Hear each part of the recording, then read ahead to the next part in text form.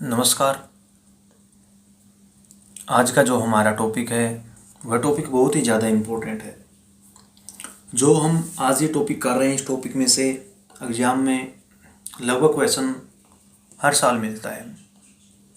और अगर जो आज हम वीडियो में कर रहे हैं, अगर आपने ये इंट्रो सीख लिया तो ये एक्सरसाइज आपको बिल्कुल आसानी से आएगी। और अगर आपको वीडियो अच्छी लगे तो लाइक कीजिए, कमेंट कीजिए और चैनल को सब्सक्राइब कीजिए। तो ज़्यादा टाइम ना लेते हुए मैं अपने टॉपिक पे आता हूँ। तो देखिए, क्लास 12 से है, एक्सरसाइज 5.4 से इंट्रो है जी। ठीक है, जैसे आपको मैट्रिक्स मिलेगी इक्वेशन की फॉर्म में a1x b1y c1z plus d1 इस तरीके से। ठीक है, a2x b2y c2z plus d2, ये मैंने नाम दे दिए इनको, a3x b3y c3z plus d3।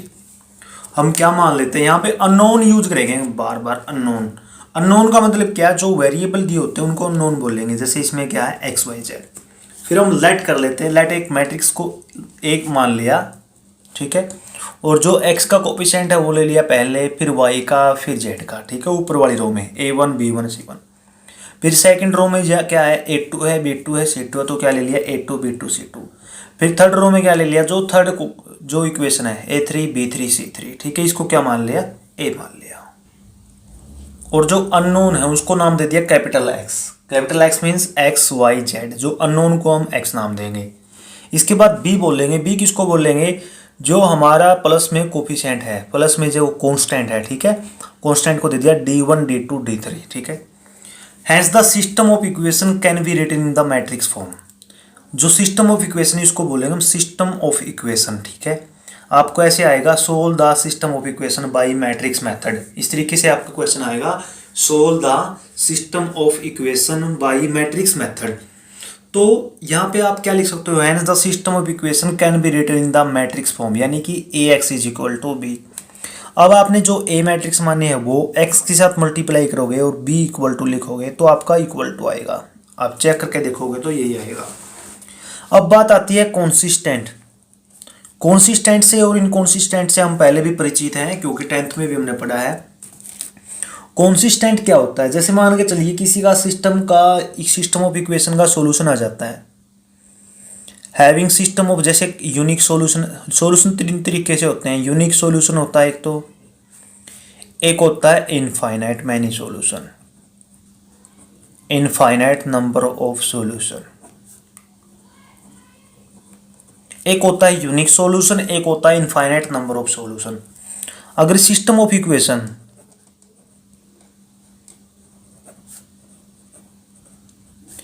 Having unique solution, infinite number of solution, यानी कि अगर सॉल्यूशन है किसी इक्वेशन का तो उसको क्या बोलेंगे, कॉन्सिस्टेंट। मान के चलिए हमारे पास, जैसे मैंने पीछे एग्जांपल लिया था, और उसका उत्तर आ जाए, आंसर आ जाए, यूनिक आ जाए। यूनिक का मतलब क्या है कि x की वैल्यू भी एक आएगी, y की वैल्यू भी एक आएगी और z की वैल्यू भी एक आएगी। इसका मतलब क्या है, यूनिक।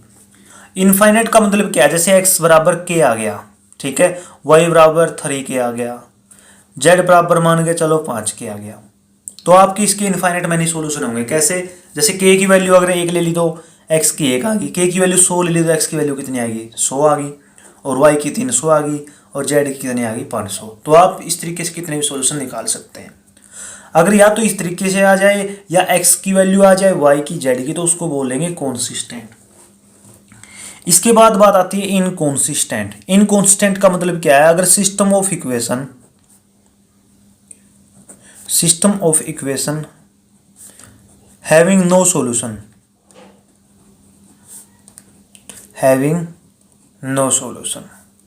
जब आपने 10th में पढ़ा था तो नंबर सिस्टम पे पढ़ा था, लेकिन यहाँ पे हम मैट्रिक्स में पढ़ रहे हैं। ठीक है, अगर किसी सिस्टम ऑफ इक्वेशन का कोई आंसर नहीं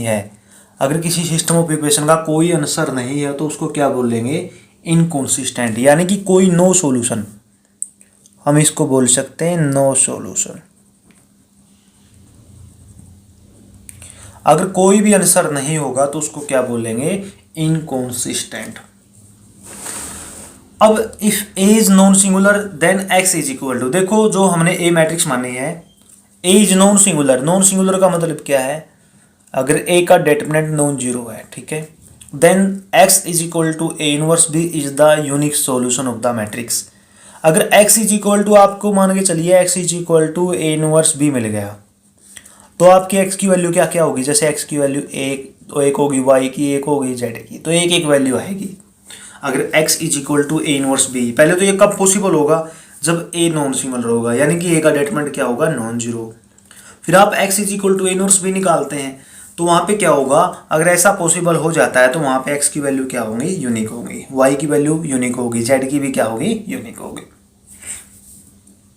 अब जो इस एक्सरसाइज की मेथड है वो मेथड कंसिस्टेंट इनकंसिस्टेंट किस तरीके से देखते हैं, अब वो देखो सबसे पहले हम क्या करते हैं, मैट्रिक्स दिए होते हैं उसका डिटरमिनेंट निकालते हैं। ठीक है, ये मेथड हमारा प्रोसीजर है। जो डिटरमिनेंट निकाल लिया, अगर जीरो के नॉन जीरो आ गया, क्या आ गया, non zero, then the system is consistent and has a unique solution. अगर ए का डिटरमिनेंट नॉन जीरो आ गया तो आप बोलेंगे system is consistent and has a unique solution. और सॉल्यूशन कैसे निकलेगा, solution given by x is equal to A inverse B, हमारा ऐसे सॉल्यूशन निकलेगा। ठीक है, इससे भी हम परिचित हैं, क्यों, क्योंकि x की value A inverse B into B हम पीछे निकाल चुके हैं। ठीक है, क्योंकि ए इनवर्स में निकाल चुके हैं, बी के साथ मल्टीप्लाई करनी है, ये निकल जाएगा। अब जो नेक्स्ट है हमारा वो क्या, सेकंड में क्या है, अगर ए का डिटरमिनेंट जीरो आ जाए, ए का डिटरमिनेंट क्या आ जाए, zero, then the system has either no solution और इनफाइनाइट मैनी सॉल्यूशन। या तो उसका कोई भी आंसर नहीं होगा या फिर बहुत तेरे आंसर होंगे। अगर ए का डिटरमिनेंट जीरो आ गया, या तो उसका कोई सॉल्यूशन नहीं होगा या फिर इनफाइनाइट मैनी सॉल्यूशन होंगे। अब इसके बाद अगर ए का डिटरमिनेंट जीरो आ जाए तो हम क्या करेंगे, एडजॉइंट ए की और बी की मल्टीप्लाई करेंगे। क्या करेंगे, एडजॉइंट ए इंटू बी निकाल लेंगे हम। क्या निकाल लेंगे, एडजॉइंट ए इंटू बी।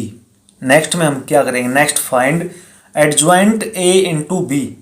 देखो एडजॉइंट ए कैसे निकालते थे, पहले कोफैक्टर निकालते थे, फिर उसका ट्रांसपोज करते थे। ठीक है, तो बी के साथ मल्टीप्लाई कर दी।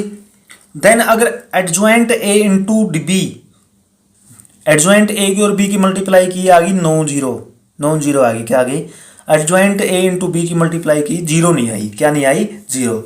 Then the system of equation is inconsistent, क्या होगा, इनकॉन्सिस्टेंट, मतलब क्या होगा, नो सॉल्यूशन। अगर ये नॉन जीरो आ जाए ना तो नो सॉल्यूशन। ठीक है, नॉन जीरो आया तो आपका खत्म यहाँ पे, तो आप क्या लिख देंगे, नो सॉल्यूशन, आपका क्वेश्चन खत्म। ठीक है, और अगर आप if adjoint A into B equal to zero आ जाए, क्या आ जाए, जीरो, तो अब आप यहाँ पे क्या बोलोगे, then the system of equation is consistent, system of equation is consistent and has infinitely many solution, और उसके क्या होंगे, बहुत ज़्यादा सॉल्यूशन होंगे। फिर आपका ये आएगा या अगर ज्वाइंट ए इंटू बी अगर जीरो आ गया तब क्या बोलेंगे, then the system of equation is consistent and has infinitely many solution. अब आप क्या करते हैं, जैसे देखो मैं यहाँ पे एग्जाम्पल लेता हूँ, x plus 2y plus Z is equal to मान के चलो 5, 2x plus Y minus Z मान के चलो 10, फिर यह मान लीजिए x minus Y plus 2z equal to मान के चलो 2 है। तो सबसे पहले आप a निकालते हैं, a क्या होगा आपका, 1 2 1, 1 2 1, आपका फिर क्या आएगा, 2 1 माइनस 1। ठीक है, 2 1 माइनस 1, फिर आपका थर्ड रो, और थर्ड रो क्या आएगी, देखो थर्ड रो आपकी आएगी 1 माइनस 1 2। अब आपका x क्या आएगा, देखो यहाँ पे आपका x आएगा x y z, और b क्या आएगा आपका, b आएगा जो इस साइड कॉन्स्टेंट टर्म आती 5 10 2। अब सबसे पहले आप क्या करते हैं, जो प्रोसीजर बता रहे हैं उसमें मैं, सबसे पहले आप a का डिटरमिनेंट निकालते हैं। ठीक है, अगर a का डिटरमिनेंट नॉन जीरो आ गया, अगर a का डिटरमिनेंट नॉन जीरो तो आपका सॉल्यूशन क्या होगा, x is equal to A inverse b, क्या हो जाएगा सॉल्यूशन आपका, x is equal to A inverse b। यानी कि जो आपका जैसे कुछ भी आ गया, जैसे यहाँ पे आप x डाल दीजिए x, और आपका जैसे आया 1 2 3, तो x इसके बराबर था x y z के, तो आप कंपेयर करोगे x की वैल्यू कितनी आई 1, y की वैल्यू कितनी आई 2, z की वैल्यू कितनी आई 3 आई। ठीक है, बट अगर a का डिटरमिनेंट जीरो आ जाए, ए का डेटरमिनेंट क्या आ जाए 0। ए का डेटरमिनेंट 0 आने के बाद आपकी कंडीशन दो होती हैं, या तो इनफाइनाइट मैनी सॉल्यूशन या फिर नो सॉल्यूशन। फिर आप निकालते हैं adjoint A into B, adjoint A into B निकालते हैं। अगर ये आ जाए non zero, adjoint A into B अगर आ जाए नॉन जीरो, तो आप लिख देंगे नो सॉल्यूशन, ठीक है। बट अगर एडजॉइंट ए इंटू बी, देखो ऊपर लिखता हूं मैं, अगर एडजॉइंट ए इंटू बी अगर 0 के इक्वल आ जाए, तो आपका क्या होगा, इनफाइनाइट मैनी सॉल्यूशन होंगे। फिर आप क्या करते हैं, पता क्या करते हैं, आप इन दो इक्वेशन को यूज करते हैं, ठीक है। दो ऊपर वाली इक्वेशन को यूज करते हैं। जैसे जेड की वैल्यू क्या मान ली, के मान ली, ठीक है। आप इस तरीके से मानते हैं कि जेड की वैल्यू क्या मान ली, के मान ली। जैसे आप क्या करेंगे, यूजिंग फर्स्ट टू इक्वेशन, तो इक्वेशन को यूज करोगे, let Z is equal to K. अगर 3 में है तो जेड बराबर के, अगर 2 में तो वाई बराबर। अब जेड बराबर के मान ले, तो from first two equation, first and second, ठीक है। क्या करते हो, देखो x प्लस 2y 5 माइनस के हो जाएगा, और ये क्या हो जाएगा 2x plus Y is equal to 10 plus K, ठीक है। या तो आप इसको मैट्रिक्स मेथड सोल्व कर लीजिए, ठीक है, एक्स वाई की वैल्यू निकाल लीजिए, या फिर आप इसका मैट्रिक्स मेथड, या फिर आप सिंपली जैसे 10th में करते थे वो मेथड यूज कीजिए। तो आपकी जेड की वैल्यू आ रही है, आपकी एक्स की वैल्यू आ जाएगी, वाई की वैल्यू आ जाएगी। अगर तीनों की तीनों वैल्यू अगर थर्ड इक्वेशन को सेटिस्फाई करती हैं, सेटिस्फाई का मतलब क्या है कि एक्स की वैल्यू, वाई की वैल्यू, जेड की वैल्यू पुट करने के बाद अगर यूं का यूं बराबर आ रहा है साइड, तो आप क्या बोलेंगे, hence there are infinite many solution. ये आपका क्या रहेगा, मेथड रहेगा। तो अगर आपको समझ में ना आए तो इस वीडियो को कम से कम 2 बार जरूर देखें, क्योंकि 2 बार देखेंगे तो आपको ये टॉपिक क्लियर हो जाएगा और फिर आपको एक्सरसाइज अच्छे से समझ में आएगी। और ये एक्सरसाइज ऐसे है, इसमें से लगभग हर बार एक क्वेश्चन पक्का आता है, ठीक है। वो भी कितने नंबर का, 6 नंबर का।